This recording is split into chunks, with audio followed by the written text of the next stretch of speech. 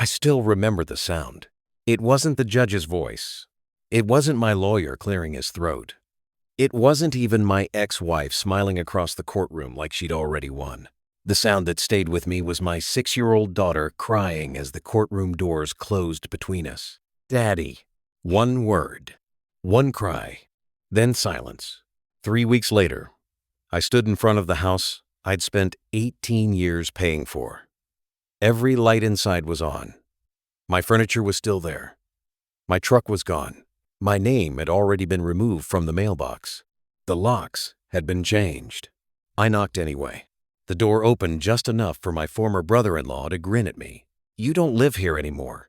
He shut the door before I could answer. At that moment, I believed I'd lost everything.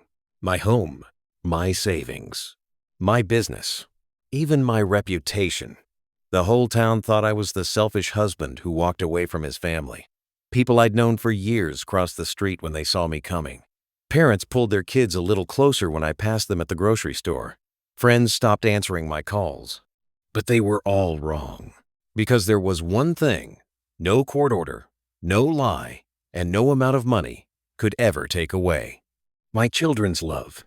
And in the end, that turned out to be worth more than everything they stole from me. My name is Daniel Carter, and until 5 years ago, I thought I had a pretty ordinary life. I owned a small construction company just outside Nashville, Tennessee. Nothing flashy. We built decks, remodeled kitchens, repaired storm damage, and occasionally worked on custom homes. It wasn't the kind of business that made magazine covers, but it paid the bills. Better than that, it gave work to 12 men who depended on those paychecks to feed their own families. I believed in shaking hands instead of signing endless contracts. I believed your word mattered. Maybe that's why I never saw the betrayal coming. I met my wife, Melissa, when we were both 24. She worked as a dental assistant. I was just starting my company with one pickup truck, a used trailer, and more determination than experience. She used to tell everyone I was the hardest working man she'd ever met. "I know he'll build something amazing," she'd say. Back then, I believed every word she spoke. We got married 2 years later. Then came our son, Ethan. 3 years after that, our daughter, Lily. Those kids became the center of my universe. Every birthday, every school play, every soccer game, every scraped knee. I was there. Sometimes I'd work 14 hours in the summer heat, come home covered in sawdust, shower in 5 minutes, and still make it to Ethan's baseball practice before sunset. When Lily wanted tea parties, I sat on tiny plastic chairs wearing a fake crown without complaining. She'd laugh so hard she'd spill imaginary tea everywhere. "You look silly, Daddy." "I know. You don't care?" "Not if it makes you smile." Those were the moments I thought would last forever. Looking back now, I realize things started changing so slowly that I barely noticed. Melissa became distant. At first, I blamed stress. The kids were getting older. Bills were piling up. Interest rates climbed. Business became unpredictable after a few large projects were delayed. Everyone gets tired. Everyone changes. That's what I kept telling myself. Then her younger brother, Ryan, started showing up all the time. Ryan had never liked me. He thought construction work was beneath him, even though he'd bounced between jobs his entire adult life. He always had opinions about how I should run my business despite never running one himself. "You work too hard," he'd say while sitting on my back porch drinking coffee I paid for. "You should expand. You should hire managers. You should invest." Easy advice when someone else carries all the risk. Melissa always defended him. "He's just trying to help." I let it go. Family was family. Or so I thought. About a year before everything collapsed, Ryan suddenly became interested in my company's finances. "How much do you clear every year? Who's your biggest client? What would happen if you got hurt?" Question. Always questions. I answered them because I had nothing to hide. That was another mistake. One Friday evening, Ethan climbed into my truck after baseball practice. He was 12 by then, old enough to notice things adults thought they were hiding. "Dad?" "Yeah, buddy?" "Mom doesn't smile when you're around anymore." I kept my eyes on the road. "What makes you say that?" She laughs with Uncle Ryan. He looked out the window. "But when you come home, she gets quiet." Kids notice everything. even when adults pretend they don't. I reached over and squeezed his shoulder. Sometimes grown-ups get stressed. He nodded. I hope she smiles again. So do I. I meant it. I truly did. A month later, I found divorce papers sitting on our kitchen counter. No warning, no conversation. Just a stack of legal documents beside the fruit bowl. I thought it had to be some kind of mistake. When Melissa walked into the kitchen, I held them up. What is this? Her face showed almost no emotion. It's over. Over?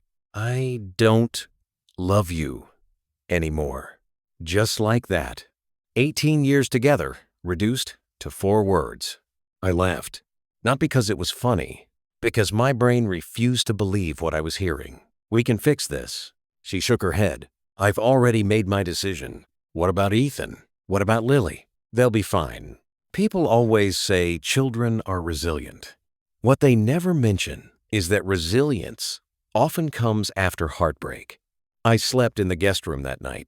3 days later, I was served with emergency financial restraining orders. According to the paperwork, I had been secretly moving company money into personal accounts.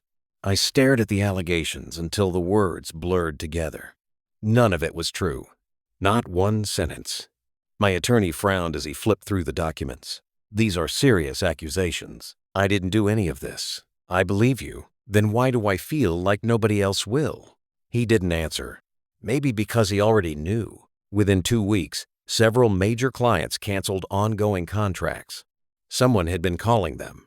Someone was telling people my company was about to collapse. Rumors spread faster than facts. Suppliers suddenly demanded payment up front. The bank froze one of my business credit lines pending investigation. Employees started asking difficult questions. One afternoon, my foreman, Mike, closed the office door behind him. I've got to ask, what? Are we going under? I stared at the blueprint lying on my desk. I honestly don't know anymore. Mike had worked beside me for 14 years. He rubbed the back of his neck. The guys are worried. I know. They've got families. So do I. Neither of us spoke for a while. Finally, he said something I'll never forget. I don't care what people are saying. I know the man I've worked with. That sentence probably saved me from giving up right then. Not everyone believed the lies, but enough people did. Every week brought another problem, another legal notice, another canceled project, another rumor. Melissa requested temporary, exclusive use of the family home. She claimed moving would emotionally harm the children. The judge agreed. I moved into a tiny motel room beside the interstate. The carpet smelled like old cigarettes, even though smoking had been banned years earlier. The air conditioner rattled all night. The mattress sagged in the middle. I sat on the edge of that bed, wondering how life could fall apart so completely in less than 60 days. One evening, my phone rang. It was Lily. She sounded like she was whispering. Daddy? Hey, sweetheart. I miss you. I miss you too. When are you coming home? I closed my eyes. Soon, I hope. There was a long pause.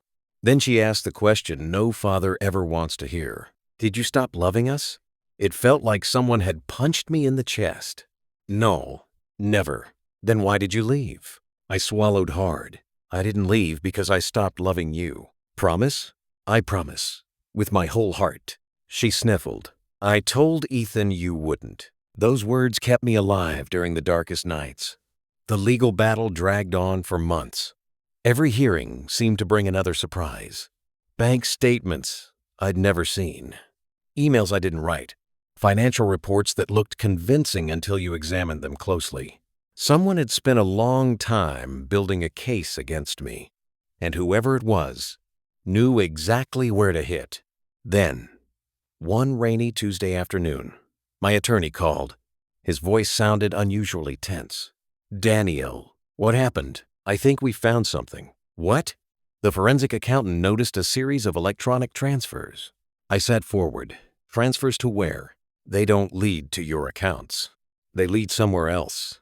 My pulse quickened. Whose accounts? There was a brief silence. Then he said 5 words that changed everything. They belong to Ryan.